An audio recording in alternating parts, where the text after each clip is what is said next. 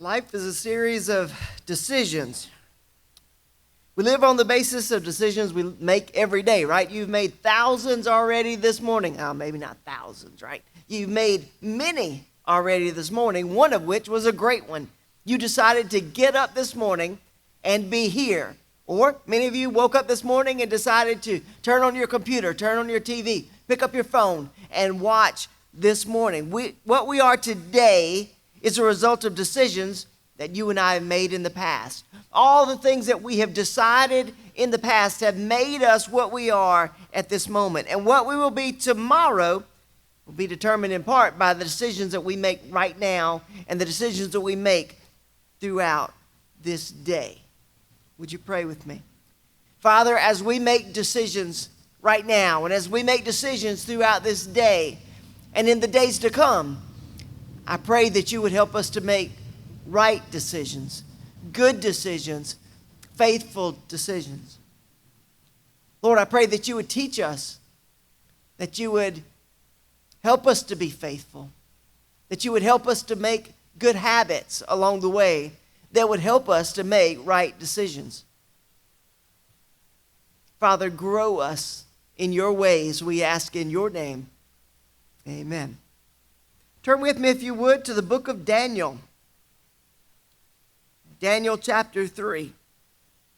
While you're looking up the book of Daniel, was really thinking and praying, Lord, where do you want us to go next? I've preached some topical messages here lately and several different things, and was trying to think, what's the next book that you want us to go to? And was really having a discussion with Pastor Eric this last week, and the book I was talking about going to, he said, well, we're about to start that book in Sunday school. And I said, oh, man, well, maybe we'll start that book then in a little bit after you've gone through it in Sunday school. And we began to talk about what some things were that could be possibilities, and he said something that stood out to me. He said, how about some character studies? He said, I would like to hear that. And that one really struck a chord with me. And so we're going to do a series of character studies. The first one this week being Daniel. And we're going to divide that into two. Faithful habits is what we're going to look at. We're going to look at Daniel, and I'm calling it faithful habits. We're just going to take a picture of Daniel's life and some of the things that took place in his life, which are probably things you already know about. I'm going to assume that you do, but I'm going to dive in a little bit to talk about what took place, just in case you don't. But we're calling it faithful habits. Daniel chapter 1. Daniel chapter 1.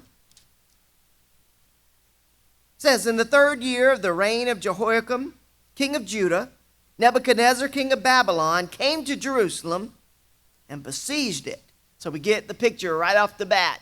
Daniel living at home, and all of a sudden his homeland is overrun by this king from a far-off country.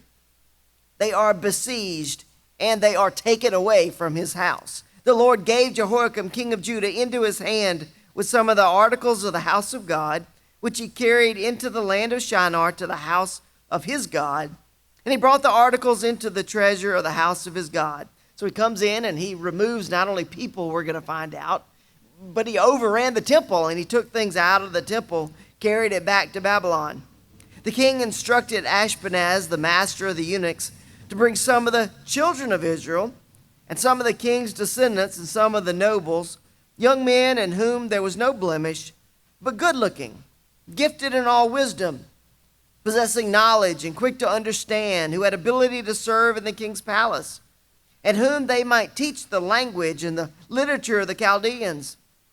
So they came in, they overran the country, they took things out of the temple, but not only did they take things, they took people. They said, I want you to find the finest of the young people, the ones who have wisdom, the ones who have the ability to learn. I want you to take those kids who are the gifted and the talented, and we're going to take them out of their country. We're going to bring them back to our country. And the king appointed for them a daily provision of the king's delicacies and of the wine which he drank, and 3 years of training for them. He said, for 3 years, we're going to teach these kids. We're going to brainwash them. We're going to teach them our ways. and at the end of that time they might serve the king. Now, from among these of the sons of Judah were these that you know by name: Daniel, Hananiah, Mishael, and Azariah. To them the chief of the eunuchs gave names. To Daniel, he gave the name Belteshazzar. To Hananiah, Shadrach. To Mishael, Meshach. And to Azariah, Abednego. Now, this is what we're going to pick up with first. But Daniel purposed in his heart he would not defile himself with a portion of the king's delicacies, nor with the wine which he drank. Therefore he requested of the chief of the eunuchs that he might not defile himself. So, all of these boys are brought into the king's palace, and they are told, you must put aside all the things that you've been taught. You must put aside the diet which your God says you must partake of. Remember, God said, here's the things that you should eat, and here's the things that you shouldn't eat. King Nebuchadnezzar says, I don't care what your God says. You are going to eat and drink these things. This is what you must do. Daniel and his friends have a choice to make. Will we follow what this new king says, or will we die? Basically, that is the choice. Verse 8 says, Daniel purposed in his heart he would not defile himself with a portion of the king's delicacies, nor with the wine with which he drank. And therefore he requested of the chief of the eunuchs he might not defile himself. Point number one, as we look at Daniel's faithful habits. Daniel purposed in his heart to live a holy life before God. Daniel purposed in his heart to live a holy life before God. As we look at making faithful habits in our life, we need to purpose in our hearts to live a holy life before God. So what happened? God brought Daniel into the favor and the goodwill of that guy, the chief of the eunuchs. And the chief of the eunuchs said to Daniel, listen, I fear the Lord my king, who has appointed your God and who has appointed your food and your drink. For why should he see your faces looking worse than the young men who are your age? And that would endanger my head before the king. He said, listen, if I feed you what you want to be fed while they're getting all this good food, you're going to come in here after all this time, and they're going to look all healthy and nice and fat, and they're going to be all well, and you're going to be gaunt and skinny and ruddy looking. This is not going to work. He's going to come after me. No.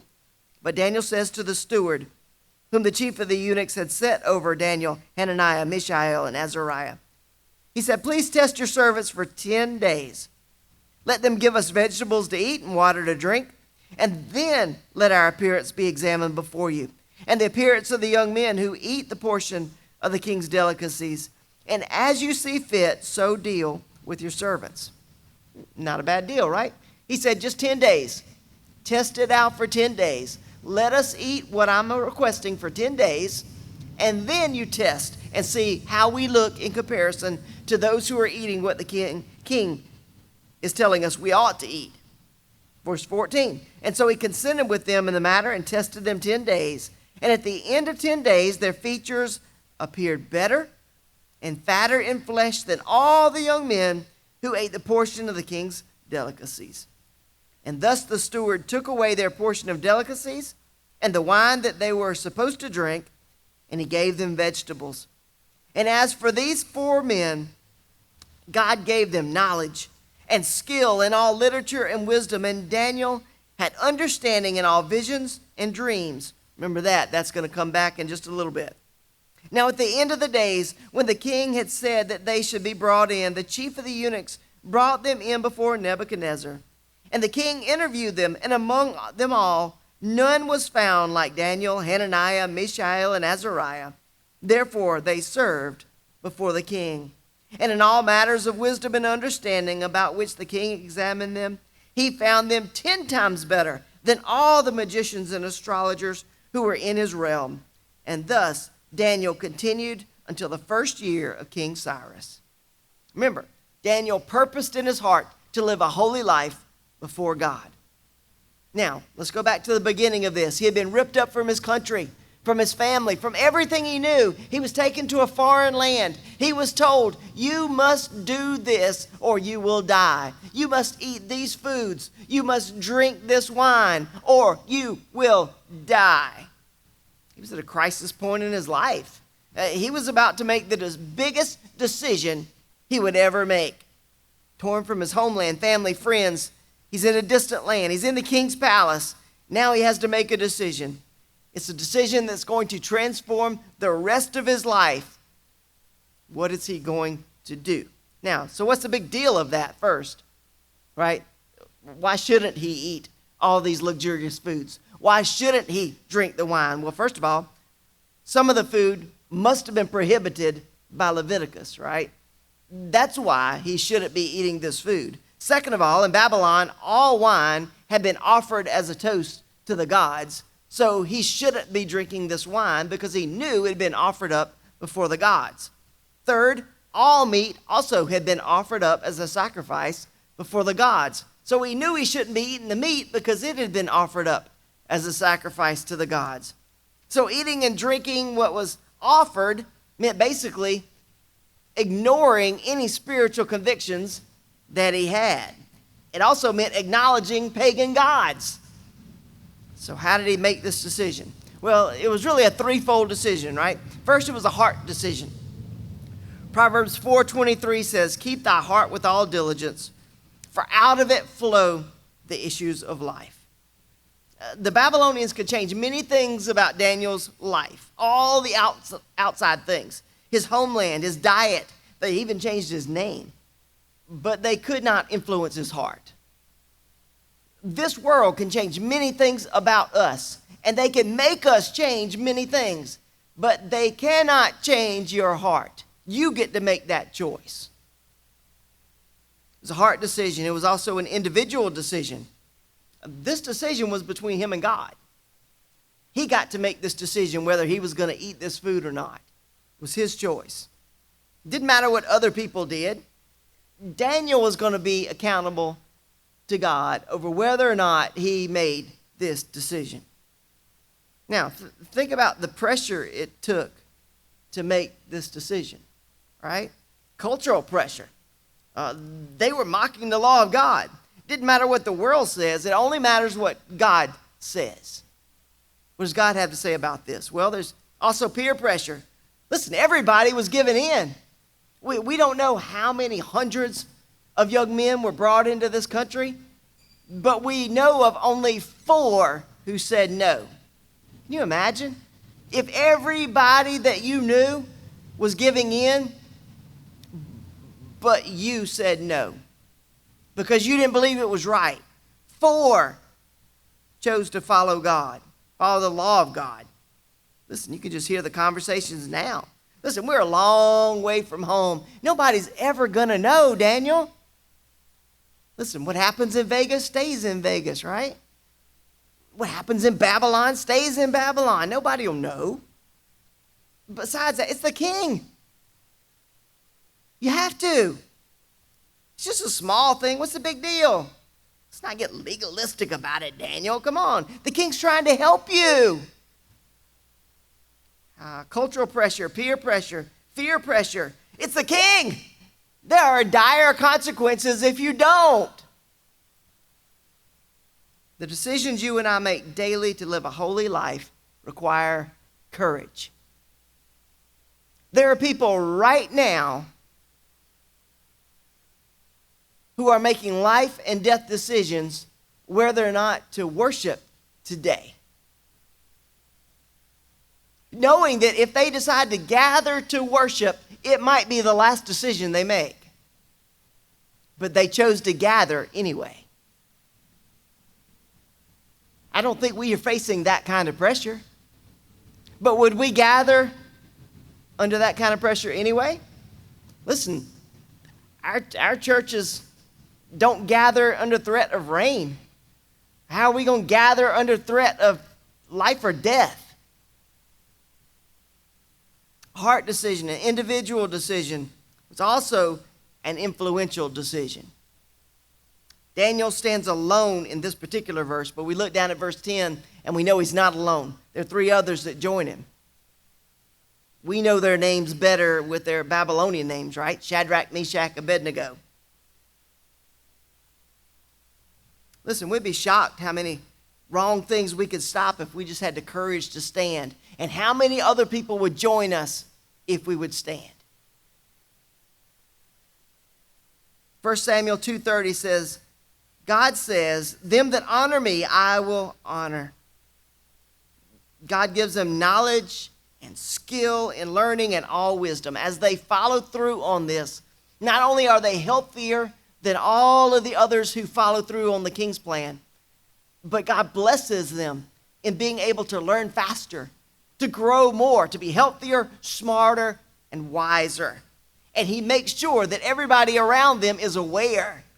And they go, wow, these guys are head and shoulders above everybody else in their learning and in their wisdom. Daniel purposed in his heart to live a holy life before God, and God made sure that it paid off.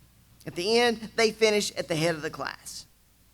The king decides he's going to place them in positions of authority. It says they stood before the king, meaning they had official places in the government. Remember, just a little while before, they had been ripped up from their homeland. Kids, young teenagers, stripped away from their home, and now they're in places of authority in the new homeland. It says the king inquired of them. That means they are counselors to the king in this new homeland. Why? Because God blessed them mightily. Why? Because they followed him, loved him, served him, turned to him, purposed in their hearts to live a holy life before God. Now, we continue into chapter 2. King, we find out, has this incredible dream that absolutely freaks him out. He calls in all of his counselors, the wise men, the magicians, everybody that he could find, his advisors. And they said, listen, king, we'll be glad to interpret it for you. Just tell us the dream and we will tell you the meaning. But he is so freaked out. He says, no, it's not going to work that way this time. I tell you what, you tell me the dream and then you tell me the interpretation. King, that's not how it works. We didn't dream your dream. We can't tell you what you dreamt. We weren't in your head last night. And he says, fine. If you can't tell me what I dreamed, you're not as smart as you're telling me you are. You're not as wise. You're not as great a magician as you're telling me you are. So if you can't tell me what I dreamt last night, I'm just going to kill you. And that's what he starts to do. He starts going throughout the country and killing all of the advisors, the wise men, and the magicians because they can't tell him what he dreamt the night before. We get to verse 14. Chapter 2, verse 14. Then with counsel and wisdom, Daniel answers Arioch, the captain of the king's guard, who had gone out to kill the wise men of Babylon. He answered and said to Arioch, the king's captain, what is the decree? Why is the decree of the king so urgent? And then Arioch made the decision known to Daniel. And so Daniel went in and asked the king to give him time, that he might tell the king the interpretation. Remember, Daniel and his friends are now some of these wise men who are about to be killed. Then Daniel went to his house. He made the decision known to Hananiah, Mishael, and Azariah, his companions, that they might seek mercies from the God of heaven concerning this secret, so that Daniel and his companions might not perish with the rest of the wise men of Babylon. Then the secret was revealed to Daniel in a night vision. So Daniel blessed the God of heaven. First thing is that Daniel purposed in his heart to live a holy life before God. Second thing, if we're going to develop faithful habits, is that Daniel expected God to do the unexpected. How good are we at that? Do we expect God to do the unexpected? Daniel didn't tell the king, come on, man, that's the dumbest thing I've ever heard. How am I going to tell you what you dreamed last night? I don't even remember what I dreamed last night. He didn't do that. He believed and trusted that God would do the unexpected. if we're going to develop faithful habits, and if we're going to become everything that God wants us to be, we've got to start expecting God to do the unexpected. Think about it this way. In just a little while, we're going to come to a conclusion. We're going to stop. Miss Darlene's going to come here. She's going to play during the invitation time. What goes through your head while Miss Darlene is playing the invitation time? Okay? 2 more stanzas, and then we leave. Is that it? Is that what you think? Just a couple more minutes, everybody will bow their head, we'll walk out. If so, we are not expecting God to do the unexpected. If we're expecting God to do the unexpected, then during that time, that is the most holy moment of what we all do here. We ought to be expecting that God is changing hearts and moving in that moment. And we can't wait to get in that moment because we are waiting on God to do something amazing. Hopefully in my own life, God, during that time, I am asking that you would change my heart, grow my heart, shape my heart. And Lord, don't stop with me. There are a whole bunch of us in here who need you to grow us and mold us and shape us. And so, Lord, while we are standing here, silently listening to you as the music is playing, God, would you do something unexpected? Matter of fact, God, would you do something expected? Do something great. That's what we ought to be thinking. But if all we're thinking is, whoo, thank goodness, it's almost lunchtime, then we missed the boat. We missed out on understanding what the invitation time is all about. Daniel expected God to do the unexpected. So what did he do? Verse 14. Get this knock on the door. Arioch shows up. I picture him in all black, hood on his head. Daniel opens the door. He knows that's not the pizza guy, right? When this dude shows up, you know why he's there. He's not there to hang out. He's not there to watch the football game. He's there, it's like the Grim Reaper, You know why he's at your door. Daniel doesn't say come in and there's a juice box in the fridge. He knows why he's there. But notice how calm he was, right? He didn't freak out. It says he went to the king and asked for time. Why did he ask for time? He didn't go in begging for his life. He asked for time so that he could go pray and so that he could talk to his friends and get his friends to go to God in prayer. Turn to God, turn to his friends so that his friends could turn to God. That's what we do in crisis. What exactly is our view of God? How big do we think he is? Do we think he can handle a crisis? That's what it comes down to. Not the God just in our heads, but in our hearts at crisis time. If we run around like a chicken with our heads cut off, we don't think God's very big. But if we stop and pray, we go to our friends and ask them to pray because we know who will actually pray, then we have a pretty big view of God. Begins with prayer. Daniel led his friends to go in search of the mercies of heaven. That's the only basis we can go, right? Not of personal merit, not of who we are, but of who God is and what God can do. His mercy, his grace. When trouble comes, we can either panic or we can pray. Daniel chose to pray. He went before God. James 1:5 says, if any of you lack wisdom, let him ask God. So before rushing off into the presence of the king, he spends time in the presence of God. And then what? After going to his friends, they prayed and he prayed. What does Daniel do next? He goes to sleep. You know how I know that? Because it says that God talked to him in his dream. He went to bed. He's knowing that the Arioch, the executioner, is out there killing all the wise men and counselors and magicians. Daniel says, no, it's good. I've prayed about it, and I know God. God's got this. Night, everybody. My heart is content. I don't know about y'all, but when my heart is not content, I can't sleep. I might lie down, I might get in my bed and pull the covers up, but my brain is going, and it is not going to stop. It will not let me sleep no matter what my eyes try to do. My brain is not going to shut down.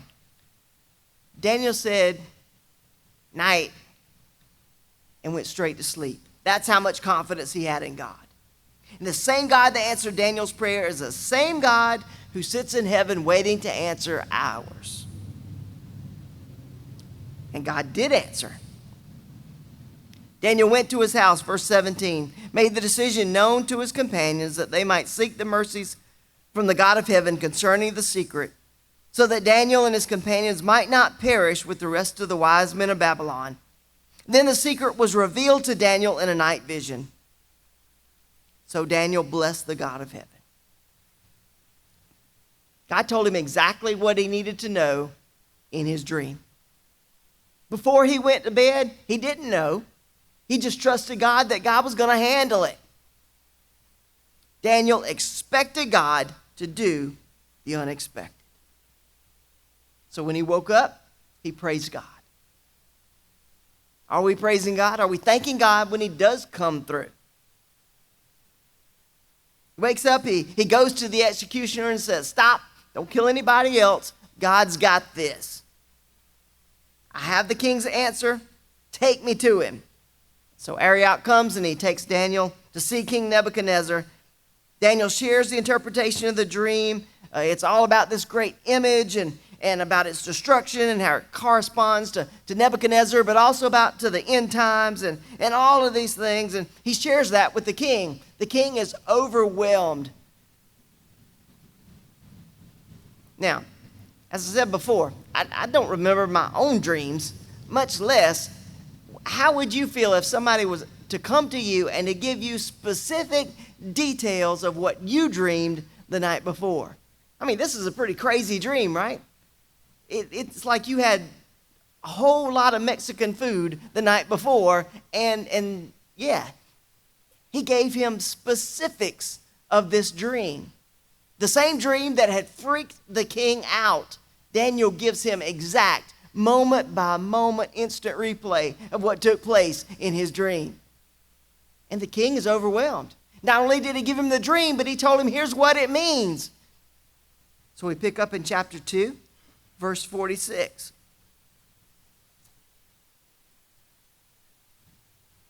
First of all, Daniel purposed in his heart to live a holy life before God. That's the first faithful habit.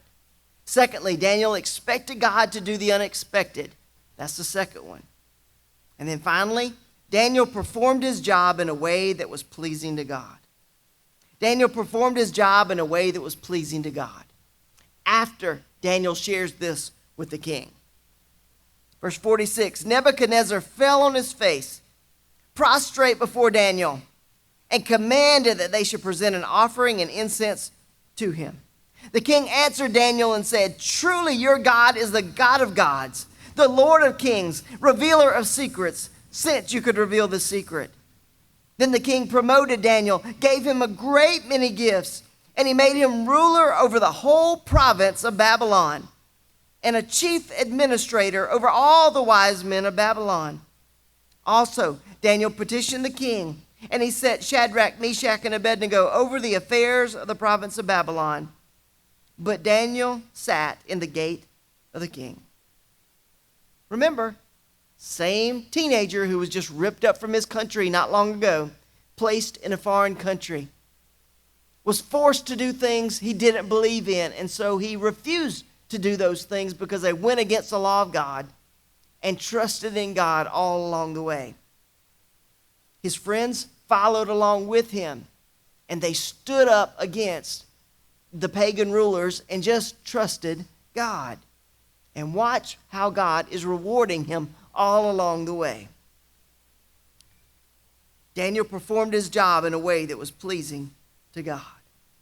The king falls on his face before him, begins to bless him, begins to bless his God, promotes him, makes him ruler over all the affairs of Babylon. Daniel says, "Oh, not just me," and he brings his friends along with him.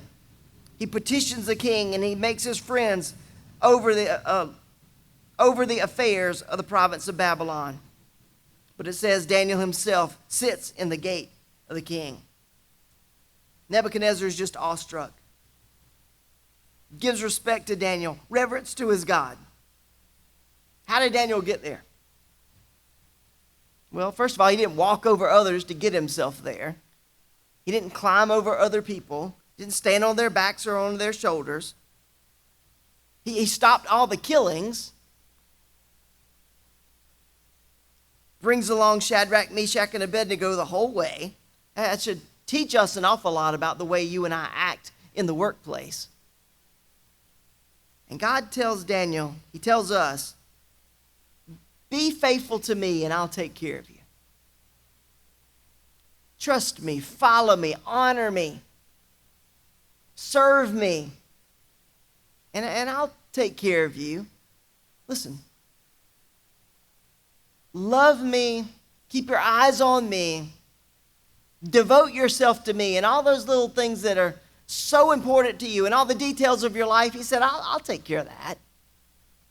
When we start worrying about all those things and we put all of our focus on the details in our life and we take our eyes off God, then we miss out on what God wants to do in and through us. And then we jump on the treadmill of life, and before we know it, we've just been running, and we get nowhere. God says, take your eyes off the stuff, put your eyes on me, and I'll take care of the stuff. That's what takes place in Daniel's life. Be true to God at home and in the workplace and the classroom, and God will take care of your home and the workplace and the classroom.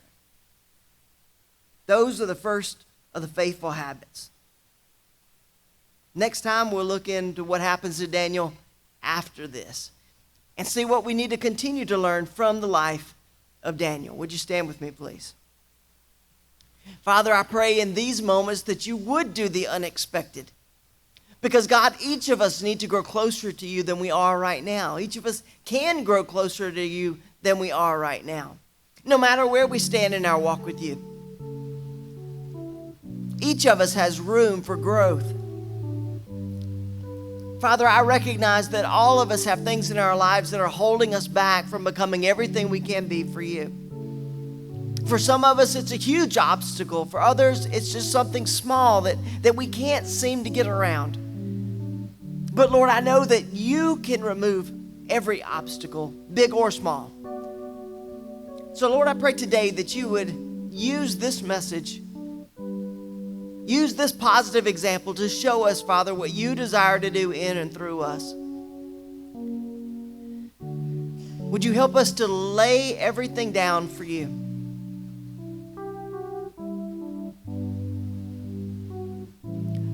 God, many in this room right now are hurting and are struggling. And Lord, we just desire to become everything you would have us to be. Lord, others might simply just be questioning, and that's okay too, as long as we turn to you for the answers. So I pray today, Lord, for those who are questioning, that you would meet them right where they are, that you would love on them and draw them near, that you would speak through the songs, through the prayers, and through your word.